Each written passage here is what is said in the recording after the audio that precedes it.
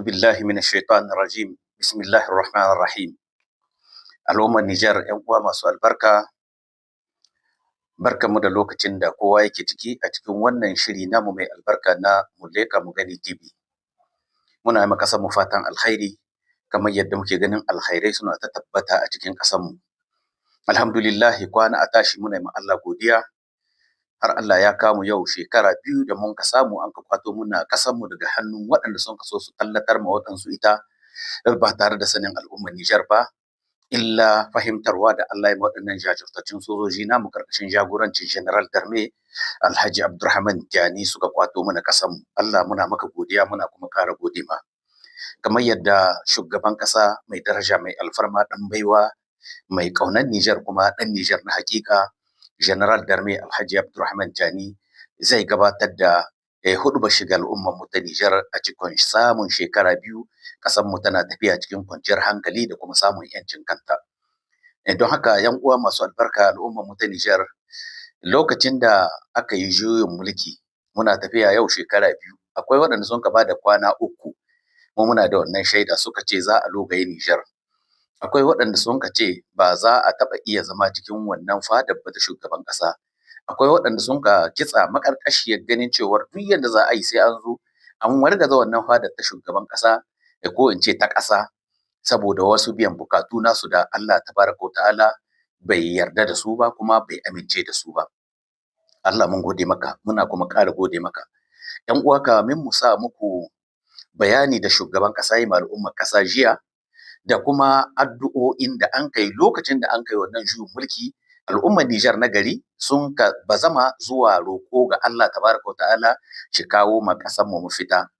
Bayan jawabi da za ku saurare na shugaban ƙasa mai daraja mai alfarma General Darme Alhaji Abdurrahman Tiyani, za mu sa muku wata addu'o'i da an kai ma ƙasar mu ta Nijar domin ku tabbatar dukkan abin da muke faɗa game da shirye-shiryen da muke yi, mu muna yi ne akan gaskiya, kuma mun san mai gaskiya farko shine Allah, kuma yana tare da mai gaskiya. Shi yasa muka yi mamakin waɗanda ke cewa za a zo a logaye mana Nijar, mu dariya muke wannan lokacin. Amma wasu al'ummar Nijar wanda basu fahimta ba, su suna ta kuka ba abin da zai samu ƙasar mu, alfarma annabi da alkur'ani, haka muka faɗa kuma haka ta faru, kuma bai samu ƙasar tamu ba. Bayan Allah na gari masu son Allah, masoya Allah, malaman Nijar sun ka tashi tsaye zuwa ga riɓaya addu'o'in da ake ma ƙasa fiye da wanda ake yi can baya, saboda irin tashin hankalin da an ka so a tsoma mana ƙasar mu ciki. Allah ya kawo mana ɗauki, ya kawo mana agaji.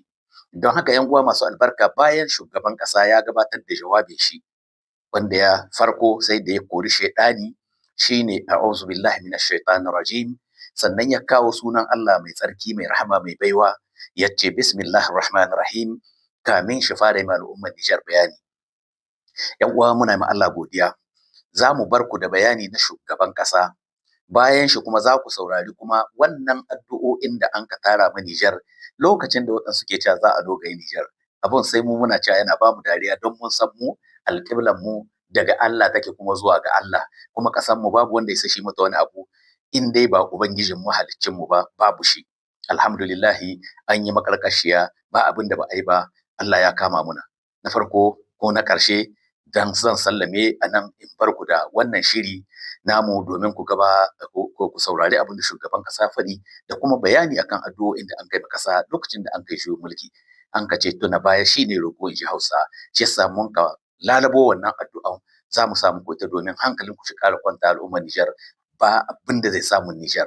Bayan Allah suna nan suna ci gaba da yi mata addu'a. Ubangiji Allah ya saka musu da alheri. Bayan Allah na gari waɗanda ba su da kwaɗayi sun yi ma ƙasa addu'a, kuma Allah ya karɓa, muna da tabbacin haka. Za mu bar ku da wannan shiri.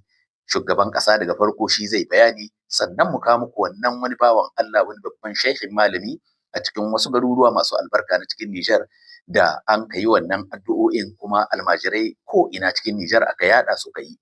Allah shi saka musu da alheri, kuma mun ga sakamako, kuma sakamako karɓaɓɓe, kuma wadatacce, kuma ingantacce. Da haka 'yan uwa masu albarka, a nan za mu sallame, mu roƙi Allah tabaraka wa ta'ala dai ya ƙara ma ƙasar mu sakamako mai kyau a rayuwa, da mu da al'ummar mu masu neman su tayar ma ƙasar mu da hankali, cikin ƙasa suke ko wajenta, to su kwana da sanin cewar ƙasar mu tana da masu roƙawa ga Allah, kuma Allah mai karɓawa ne, kuma su yi hankali.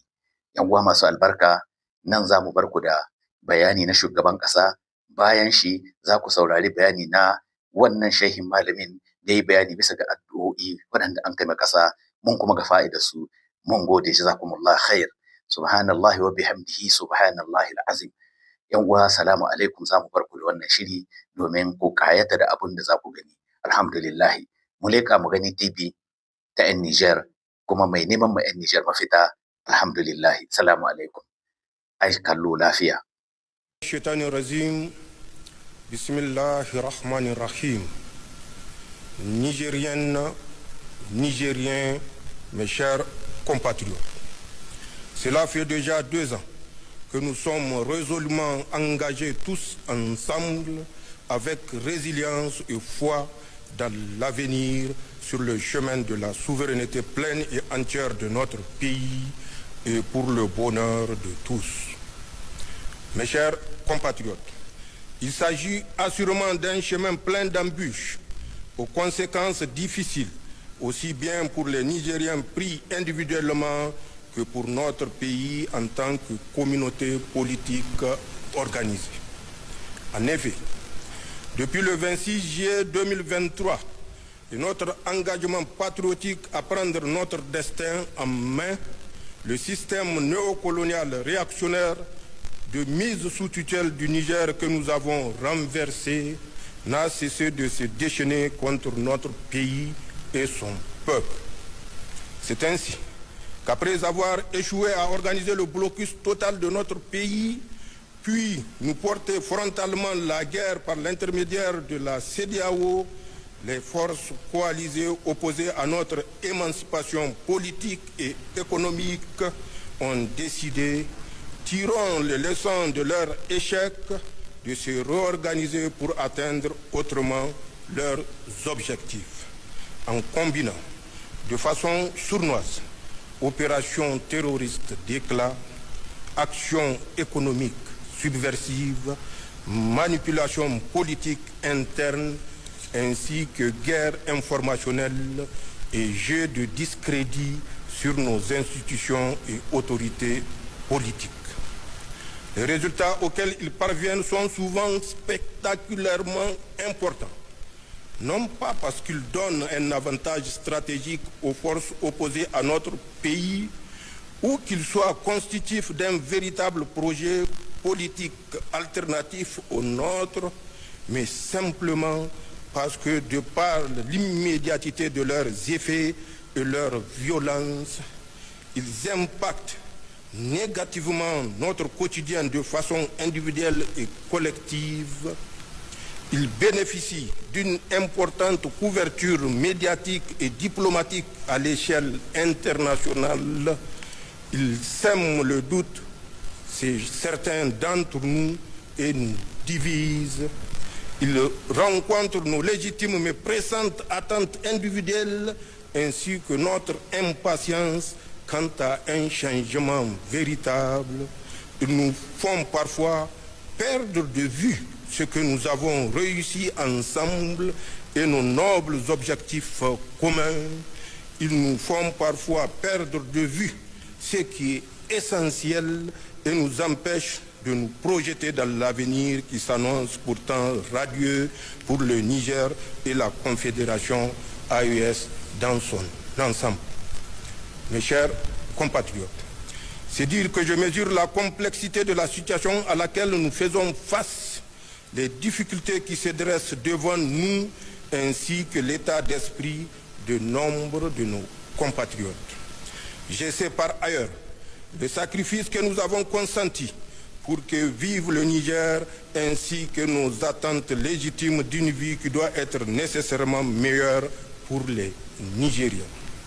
C'est le lieu, sans doute, de rendre un vibrant hommage à nos forces de défense et de sécurité pour tous les sacrifices consentis et leur professionnalisme, à notre grand peuple pour sa résilience et son engagement, et à tous nos amis pour leur précieux soutien.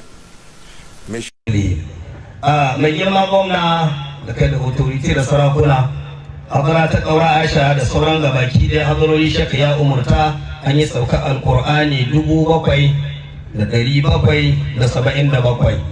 mun bashe ta ga wannan ƙasa tamu abinda duk ƙasar nan take so Allah ya mata shi. Mu Nijar muke so da lahiyar Nijar da cigaban Nijar. Allah ya karɓar mana waɗannan sarkoki ban ji kunci amin ba. Kai martaba sarakuna da mai girma gwamna Khalifa ya ba da ayyasi na alƙur'ani mai girma miliyan 1 na yasi na alƙur'ani, kuma an yi su ba faɗa ta baki ba da niyyar yasi zuciyar alƙur'ani, kuma mun yi ta Allah ya tsare mana Nijar ɗinmu. Khalifa ya umurta ai hasbunallahu wa ni'mal wakilu, hasbunallahu wa ni'mal wakilu, kowa ya san ma'anarta. Allah yana cewa allazina qala lahumun nasu innan nasa qad jama'u lakum fakhshawhum fazadahum imanan faqalu hasbunallahu wa ni'mal wakilu. Allah ya ishe mu madalla da madogara. Duk wayanda ke son su kawo mana hari da wayanda ke son su cuta muna, in muka rige muka koma ga Allah, hasbunallahu wa ni'mal wakilu. Ita hasbunallahu wa ni'mal wakilu shehi ya sa an yi miliyan 1,20,22 adadin wani suna na Allah subhanahu wa ta'ala. Wala haula wala quwwata miliyan 1, ya dafi miliyan 1, ya waki ya salamu miliyan 1, ya salamu kanta miliyan 1, salati ga annabi Muhammad sallallahu alaihi wasallam miliyan 1,100,10,100. Wa'annan su ne sakon da muka zo mu faɗa. Muna fata ga Allah subhanahu wa ta'ala ya amshi wa'annan addu'o'i namu gabaki ɗaya. Shugabannin da Allah ya ba jagorancin wannan ƙasa